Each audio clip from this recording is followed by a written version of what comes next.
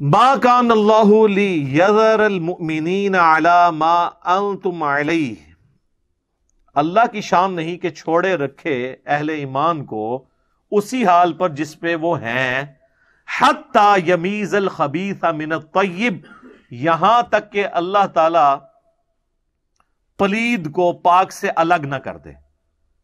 یعنی اللہ تعالیٰ نے کسی مومن کو ایمان لانے کے اوپر نہیں چھوڑ دینا جب تک آزمائش کے ذریعے اس کی پلیدی اور پاکی ظاہر نہ ہو جائے. سر غزوہ احد سے پہلے تو 1000 نکلے تھے نا، تو 300 تو راستے میں واپس آ گئے تھے، تو پلیدی کھل گئی جنگ سے پہلے ہی ان منافقین کی. بعض لوگوں کی بعد میں کھلی جو انہوں نے کہا کہ ہمارے ساتھی چونکہ جنگ میں گئے تھے مارے گئے، اگر نہ جاتے تو نہ مارے جاتے، ان کے بارے میں بھی قرآن میں آیا. تو یہ اللہ تعالیٰ نے وہی قانون جو قرآن میں جگہ جگہ آیا ہے، جس کا کلائمیکس وہ سورۃ البقرہ کی آیت ہے، وَلَنَبْلُوَنَّكُمْ بِشَيْءٍ مِّنَ الْخَوْفِ وَالْجُوعِ وَنَقْصٍ مِّنَ الْأَمْوَالِ وَالْأَنفُسِ وَالثَّمَرَاتِ، ہم ضرور بالضرور تمہیں آزمائیں گے تھوڑے سے خوف سے، بھوک سے، جان اور مال میں نقصان کے ذریعے، اور پھر صبر کرنے والوں کے لیے بشارت ہے. تو اللہ تعالیٰ ہمارے آزمائش ہم نے کسی مومن کو نہیں چھوڑنا مگر اس حال میں جب تک کہ ہم پاکیزہ کو پلید سے الگ نہ کر دیں، کسی کے اندر کی خباثت ہے وہ باہر نہ آ جائے، اس وقت تک ہم نے چھوڑنا نہیں ہے. اسی کانٹیکسٹ میں یہ جو سورہ العنکبوت ہے اس کی آیات بڑی ڈیسائسو ہیں. پارہ نمبر 20 میں سٹارٹ میں یہ آیات ہیں، الف لام میم احسب الناس ان یترکوا ان یقولوا آمنا، کیا لوگ یہ گمان کرتے ہیں کہ وہ صرف اتنی ہی بات پر چھوڑ دیے جائیں کہ ہم ایمان لائے، یعنی اسی بات پہ چھوڑ دیے جائیں جو کچھ بھی ہے تیرے محبوب کی امت سے. یہ آج کل یہ ترجمہ ہے، یہ صحیح تفسیری ترجمہ ہے. وَهُمْ لَا يُفْتَنُونَ، اور ہم انہیں آزمائش میں نہ ڈالیں. وَلَقَدْ فَتَنَّ الَّذِينَ مِن قَبْلِهِمْ، اور بے شک ہم نے ضرور ان سے اگلے لوگ جو گزر چکے ان کو بھی آزمایا تھا اپنے اپنے وقت میں، اگلے پیغمبروں کے ماننے والوں کو بھی. فَلَيَعْلَمَنَّ اللَّهُ الَّذِينَ صَدَقُوا، اور اللہ ضرور جان کر رہے گا، یا اس کو سمجھ لیں جانچ کر رہے گا اور کھول کے رکھے گا، ایکسپوز کر دے گا، الَّذِينَ صَدَقُوا کہ کون سچے ہیں، وَلَيَعْلَمَنَّ الْكَاذِبِينَ اور کون اپنے دعوے میں جھوٹے ہیں، ان کو بھی اللہ تعالیٰ لوگوں کے سامنے ایکسپوز کر دے گا. عبداللہ ابن مسعود کہا کرتے تھے نا کہ اگر غزوہ احد سے پہلے مجھے کوئی پوچھتا کہ رسول اللہ کے صحابہ میں کوئی منافق ہے تو میں قسم اٹھا کے کہتا کوئی نہیں ہے. جو خود شریف النفس ہو اس کو تو سارے اچھے نظر آ رہے ہوتے ہیں. جس طرح ہمارے بھی بولے والے لوگ، مفتی صاحب نے غلط بات کی ہے، پتہ نہیں مفتی صاحب نے جتنی بھی کی تھی غلطی کی تھی، سادے لوگوں کو پتہ ہی نہیں ہے کس کس لیول کا دھوکہ ہوا ہے. جب ایکسپوز ہم کرتے ہیں تو پھر لوگوں کے سامنے آتی ہیں باتیں. ہمیں باہر کے ایک ملک سے کال آئی، میں اس ملک کا نام نہیں بتاتا، پھر وہ اس بندے تک پہنچ جائیں گے. وہ ایک دیوبند کے ایک عالم تھے، تو وہ پڑھ کے گئے ہوئے تھے مفتی تقی عثمانی صاحب کے مدرسے سے کراچی سے. تو وہ وہاں پر دیوبند کی جو جماعت ہے نا اس کے وہ بڑے سرکردہ رکن ہیں. بس میں اتنا اشارہ دیتا ہوں کہ سب کانٹیننٹ کا ہی ایک ملک ہے، انڈیا، پاکستان، بنگلہ دیش، سری لنکا، افغانستان، یہ ساروں میں سے پاکستان کو چھوڑ کے باقی ملکوں میں سے ایک ملک ہے. تو وہ انہوں نے ہماری اکیڈمی میں رابطہ کیا. پچھلے دنوں آپ کو پتا محرم میں میری ایک ویڈیو ریکارڈ ہوئی تھی، مفتی تقی عثمانی کی غلط بیانیاں، جو انہوں نے حضرت معاویہ رضی اللہ تعالیٰ عنہ کا جھوٹا دفاع کرنے کی کوشش کی ہے اور جو علمی خیانت کی ہے انہوں نے اپنی کتاب میں، اور اپنے زوم میں مولانا مودودی کی کتاب خلافت و ملوکیت کا جواب دیا ہے. تو وہ بندہ کہتا ہے میں تو تقی عثمانی صاحب کے مدرسے سے پڑھا ہوا ہوں اور پچھلے 2-3 سال سے آپ کی ویڈیوز دیکھ رہا ہوں. تو میں نے اس کو پہلا سوال یہ کیا، میں نے کہا یار یہ ہماری اکیڈمی میں انہوں نے رابطہ کیا تھا واٹس ایپ کے ذریعے. تو ابرار بھائی نے ان کو کہا کہ جب علی بھائی آئیں گے میں آپ کی بات کرا دوں گا. پھر میری بات جب کروائی تو میں نے ان سے پہلا سوال کیا یہ آپ نے تازہ ویڈیو میری دیکھی ہے؟ کہتے ہیں دیکھی ہے، اور میں نے کئی علماء کو دکھائی بھی ہے اور میں نے فزیکلی یہ چیزیں دکھائی ہیں. تو کہنے لگے کہ ہم نے تو کبھی سوچا بھی نہیں تھا کہ اتنے بڑے بڑے مفتی اتنے دھڑلے کے ساتھ جھوٹ اور غلط بیانی لکھ دیتے ہیں اپنی کتابوں میں. اچھا ان کو تو حیرانگی ہوتی ہے, ہمیں کوئی حیرانگی نہیں ہوتی ہے. مجھے حیرانگی اس وقت ہوتی ہے جب کوئی بڑا مفتی کوئی صحیح بات لکھ دے اپنی کتاب میں, ہاں کہ یار یہ دیکھو بڑی انہیں جرت کی تھی لکھ کے, یہ حیران کن بات ہے.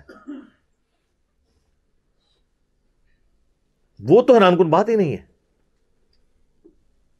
اور وہ انہوں نے وہ بخاری کی ایک حدیث لی کہ جی وہ یہ تو مولانا مودودی تو ویسے کہتے رہے ہیں کہ جی حضرت علی پہ سب و شتم ہوتا تھا, بخاری میں تو کوئی ایسے الفاظ نہیں ہے لعنت کے, وہ تو سب کے الفاظ ہیں, سب کا مطلب تنقید ہے. حالانکہ وہ سیم حدیث صحیح مسلم میں بھی ہے 6229, سیم وہی حدیث ہے. جب سہل ابن سعد السعدی کو ممبر پہ بلا کے کہا گیا کہ کہو ابو تراب لعن اللہ ابا تراب, یہ الفاظ ہیں نعوذ باللہ, ابو تراب علی ابن ابی طالب پر لعنت کے الفاظ ہیں. اور تقی عثمانی صاحب نے کیا کیا, مسلم شریف والی حدیث نہیں لی, اس کا جو ایک طریق بخاری میں تھا نا وہ لے کے, وہ کہتے ہیں پوری کتب ستہ میں یہ ایک ہی روایت ہے اور اس میں بھی لعنت کے الفاظ نہیں, سب کے ہیں, تو سب تو تنقید کے معنوں میں ہے. تو کیا آپ سمجھتے ہیں کہ مفتی صاحب کو نہیں پتا تھا؟ یا تو پھر یہ کہیں کہ نہیں پتا تھا, پھر بھی ہمارا مسئلہ حل ہو جائے گا کہ ان کو پتہ ہی نہیں حدیث میں کیا لکھا ہوا ہے, تو مفتی کیڑے گال دینے. اور اگر دوسرا مطلب لیتے ہیں کہ پتا تھا اور نہیں لکھا, پھر تو عبداللہ ابن ابی والا حکم میں تو نہیں لگاتا. آپ ذرا خود سوچیں کہ کیا حکم لگے گا.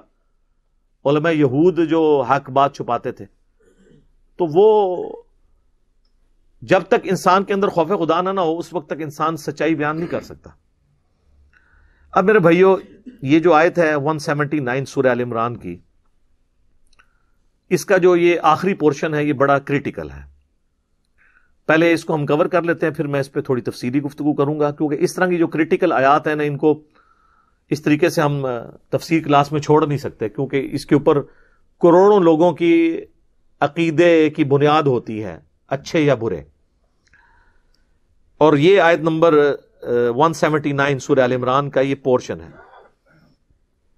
وَمَا كَانَ اللَّهُ لِيُطْلِعَكُمْ عَلَى الْغَيْبِ, اللہ کی یہ شان نہیں ہے کہ ہر ایک شخص کے اوپر غیب کی بات کو منکشف کر دے یا اطلاع دے دے.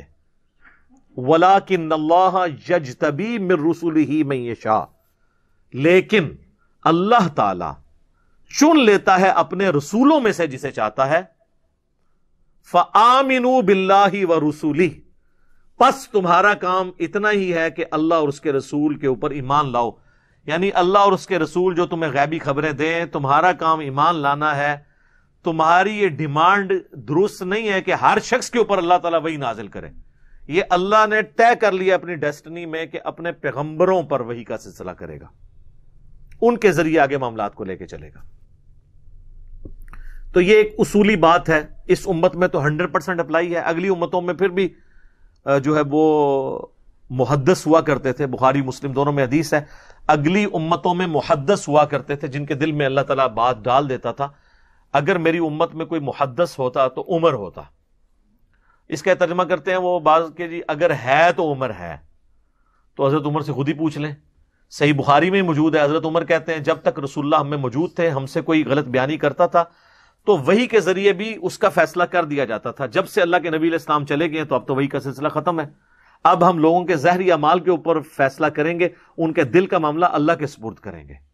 دل کے اندر تو نہیں کوئی چیر کے جان سکتا. اس حوالے سے جو یا ساریت الجبل والی ایک روایت دلائل النبوہ امام بیہقی کی کتاب سے پیش کرتے ہیں, وہ تو دور کی کتاب ہے نا, میں تو آپ کو بخاری سے حضرت عمر کی اپنا ڈینائل بتا رہا ہوں کہ جی وہ انہوں نے پہاڑ کی طرف کہا کہ یا ساریت الجبل, اے ساریہ پہاڑ کی طرف متوجہ ہو. یہ روایت جو ہے وہ محمد بن اجلان کی تدلیس ہے ایک طریق کے اندر, دوسری طریقے جو ہے وہ منقطع ہے. دونوں اس کے جو طرق ہیں وہ ضعیف ہیں, اور اصول محدثین پہ یہ روایت صحیح نہیں ہے. اصل چیز یہ کہ صرف انبیاء کے اوپر ہوگا. اگلی امتوں میں ہوتا تھا, حضرت موسیٰ علیہ السلام کی والدہ کو ہوا, اللہ تعالیٰ کی طرف سے کشف ہوا جسے آپ کہہ لیں, یا وحی خفی ہوئی, اور وہ بھی حضرت موسیٰ کی وجہ سے ہوئی نا, چونکہ وہ اس بیٹے کو اللہ نے پروان چڑھانا تھا, قرآن میں ذکر ہے. حضرت عیسیٰ کی والدہ کو کے سامنے جبرائیل علیہ السلام آئے تو وہ اس لیے کہ وہ حضرت عیسیٰ کی والدہ بننے والی تھی. وہ بھی اگر آپ دیکھیں تو وہ نبیوں کے ساتھ جڑی ہوئی چیزیں. تو اس امت کے اندر چونکہ ختم نبوت ہے, تو نبی علیہ السلام کے بعد کوئی کشف, کوئی الہام,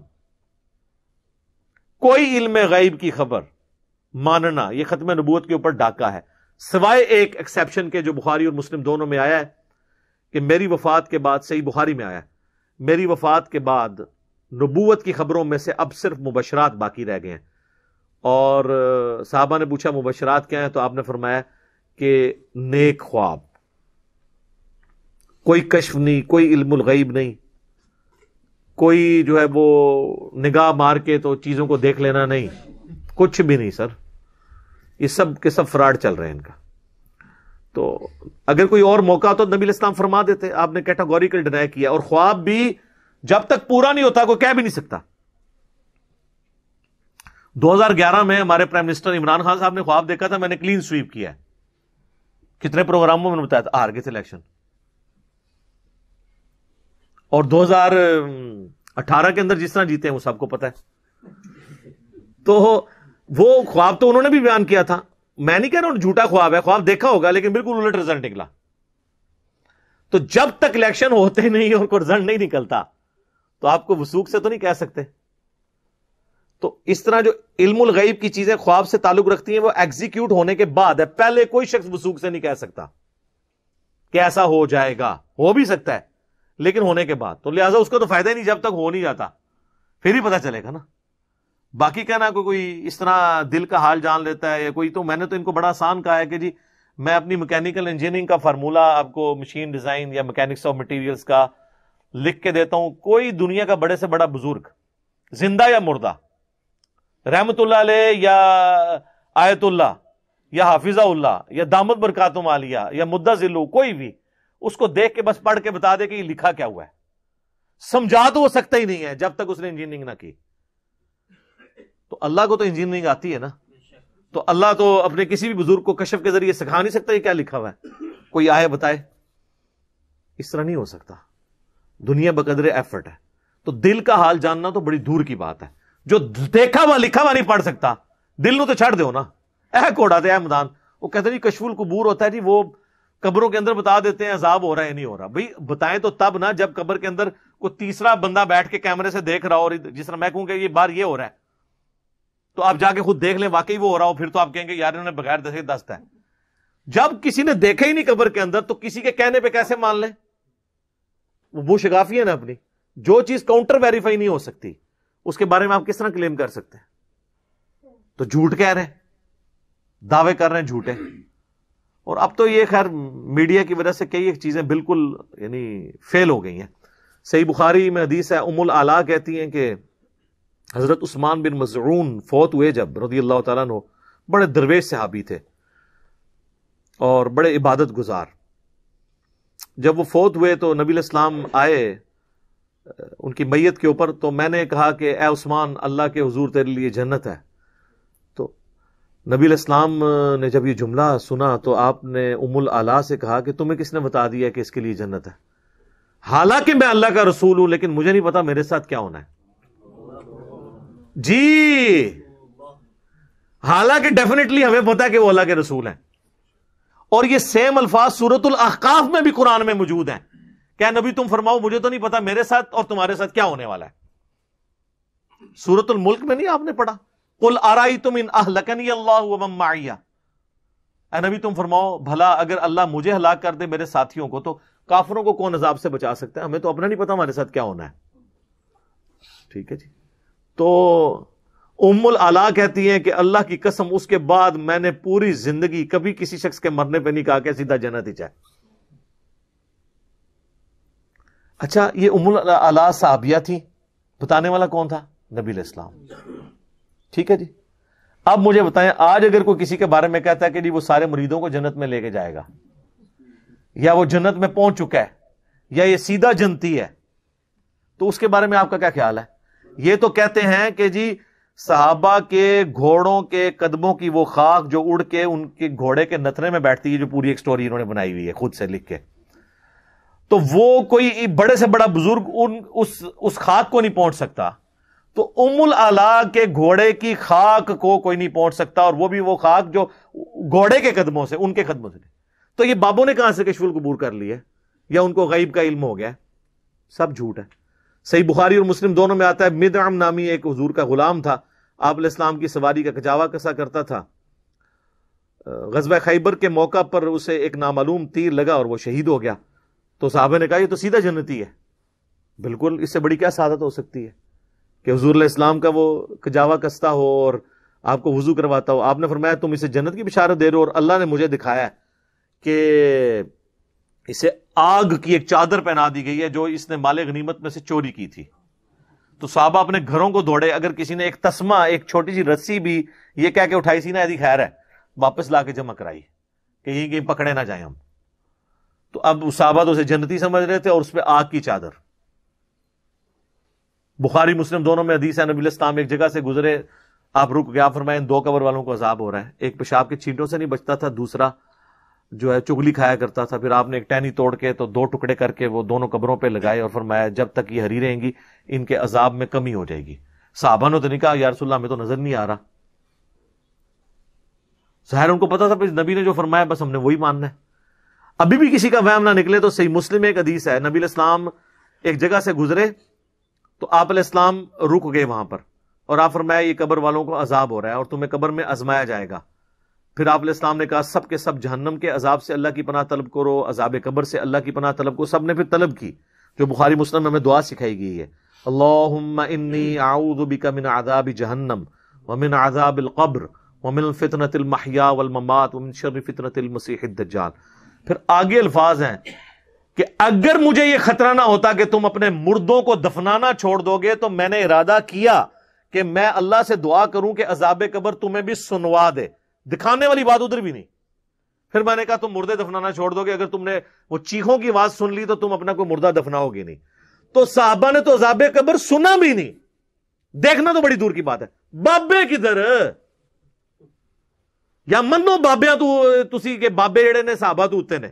میں تو چاہتا ہوں آپ یہ کہہ دیں تو پھر آپ کی عوام کو آپ پہ 295C بلکہ اس کے لیے 295A لگتی ہے. آپ پتہ نا یہ 295C جو ہے نبی الاسلام کی گستاخی کے لیے، 295A یہ ہے کہ صحابی یا کسی اہل بیت کی، ان پہ 295A لگے. پھر اس کی بھی 10 سال قید ہے. تب یہ صاف ہو جائے ان کی، یہ کہیں کہ ہمارے بابے جو ہے نا افضل ہیں صحابہ سے. صحابہ کو تو کچھ نظر نہیں آیا. اب یہ وہ ساری چیزیں جو کتابوں کے خدا نے ہمیں بتائی ہیں، یہ کتابوں کا دین ہے نا سارا. یہ کوئی میں نے اپنے بیٹھ کے تو نہیں گھڑا ہوا. تو ہم نے کمپیریزن تو کرانا ہے نا کہ بھئی جن بابوں کے بارے میں آپ کلیم کر رہے ہیں تو صحابہ کرام سے تو بڑی کوئی ہستیاں نہیں تھی. اگر ان کے لیے یہ معاملات نہیں ہیں، ٹھیک ہے، تو آپ اپنے بابوں کے لیے کیوں اتنے زیادہ کلیم کر رہے ہیں؟ پھر صحیح بخاری میں حدیث ہے جب میت کو چارپائی پہ رکھا جاتا ہے تو وہ چیخو پکار کرتی ہے، اور جنوں اور انسانوں کے علاوہ دنیا کی ہر مخلوق اس کی چیخوں کو سنتی ہے. اور اگر انسان اور جن سنے تو بے ہوش ہو جائیں. اگر وہ نیک میت ہے تو کہتی ہے مجھے لے جاؤ جلدی جلدی میری قبر کی طرف کہ جنت کا باغ بننے والی ہے. اور اگر بری میت ہے تو وہ کہتی ہے کہ مجھے کہاں لے کر جا رہے ہو. اور صحیح بخاری میں آتا ہے کہ جب قبر کے سوالات کے جوابات نہیں دے سکے گا نا کوئی منافق شخص، تو فرشتے اسے ایک ہتھوڑا ماریں گے، اور اس ہتھوڑے کی وجہ سے اس کی جو چیخ کی آواز ہے وہ جنوں انس کے علاوہ ہر مخلوق سنتی ہے. اگر وہ سن لیں تو بے ہوش ہو جائیں. تو یہ نبی علیہ السلام تو یہ سب غیب کی خبریں بتا رہے ہیں کہ یہ کوئی سن نہیں سکتا. اور پھر حضور نے کیا فرمایا کہ اگر کوئی سن لے تو بے ہوش ہو جائے. لہذا جو بزرگ عذاب قبر دیکھ رہے ہیں سارے بے ہوش کیوں نہیں ہوتے؟ ہے نا کیسی شاید نکلی ہے. انہوں نے ہوش ہی نہیں آنی چاہیے تھی. ایڈا کہتے نا فلانے نو عذاب ہو رہا اسی دیکھ لیا، تو ان کو تسی اتنے ڈگے کیوں نہیں؟ کیونکہ اللہ نبی نے فرمایا سن کہ اگر جنوں انسان جو کچھ سن دیکھ لے، آپ صحابہ نے فارج کہہ رہے کہ تسی بھی بے ہوش ہو جاؤ.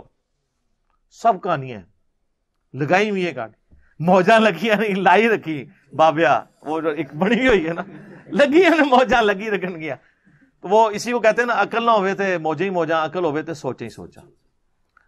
اور یہ جو علم الغیب کا عقیدہ ہے نا جی، یہ اتنا کریٹیکل عقیدہ ہے، اس پہ میں نے ڈیٹیل سے 2 لیکچر ریکارڈ کروائے ہیں. مسئلہ 6A اور 6B علم الغیب سے متعلق فرقہ وارانہ نظریات کا تحقیقی جائزہ. 6A میں علم الغیب اور 6B میں کشف، الہام اور خوابوں کے اوپر. یہ پوری ڈاکٹرن ہے. یہ دونوں آلموسٹ 1.5 گھنٹے کے لیکچر ہیں، 3 گھنٹے کی گفتگو ہے.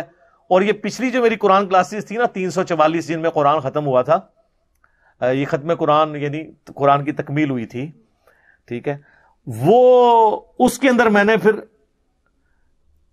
جو سورہ الانعام کی آیت نمبر 50 ہے نا، اس کے کانٹیکسٹ میں علم الغیب کا عقیدہ، حاضر و ناظر کا بھی کور کیا تھا 7 نمبر. وہ ایک آیت کے اوپر میں نے 3 لیکچر 1.5 گھنٹے کے دیے تھے. اب میں اتنی تفصیل میں نہیں جا رہا ہوں, لیکن اوور آل ڈاکٹرنگ آپ کو اتنا یعنی موٹی موٹی چیزیں کلیئر کر رہا ہوں. وہ کہتے ہیں جی 100 سنار کی 1 لوہار کی, ساڑی اللہ دے بدلہ 100 دی 100 لوہار دی ہوندیاں نے, ایک نہیں ہوندی, سب لوہار دی. یعنی جس کے لیے جس نے ماننا ہے اس کے لیے تو 1-2 دلائل بھی بہت ہوں گے, جس نے نہیں ماننا نہیں ماننا.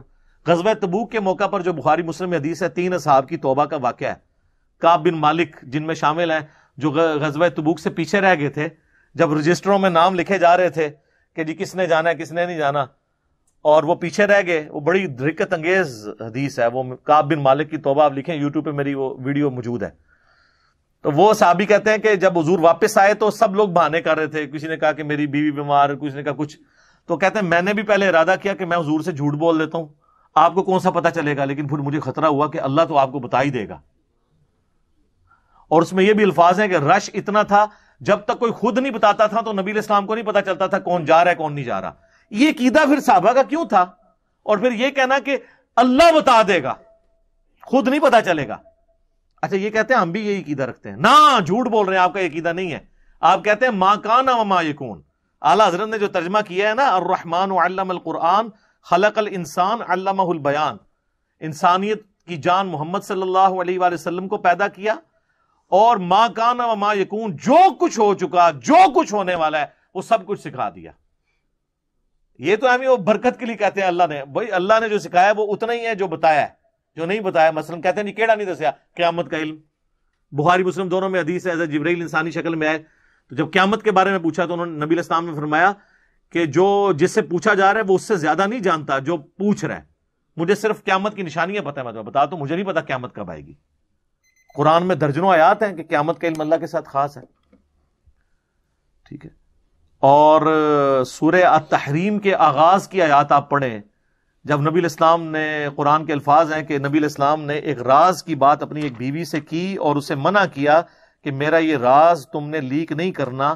اس کے باوجود عورتوں کی تو آپ کو پتا ہے کہ ایک کمزوری ہے, انہوں نے دوسری بیوی سے وہ مسئلہ ڈسکس کیا, تو وہ قرآن میں ذکر ہے سورہ التحریم پارہ نمبر 28 کی آیت نمبر 3, وَإِذْ أَسَرَّ النَّبِيُّ إِلَىٰ بَعْضِ أَزْوَاجِهِ حَدِيثًا فَلَمَّا نَبَّأَتْ بِهِ وَأَظْهَرَهُ اللَّهُ عَلَيْهِ, جب انہوں نے نبی کا راز لیک کر دیا اور اللہ نے بتا دیا اپنے نبی کو, تو نبی علیہ السلام نے عرف بعضه وأعرض عن بعض, بعض کو بیان کر دیا اس بیوی سے, بعض سے چشم پوشی کی.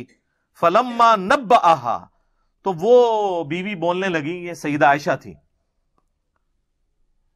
جب ان سے فلما نبأها به اس کے بارے میں بتا دیا, قالت من انبأك هذا, تو بیوی نے کہا کہ آپ کو کس نے بتا دیا کہ میں نے آپ کا راز لیک کر دیا.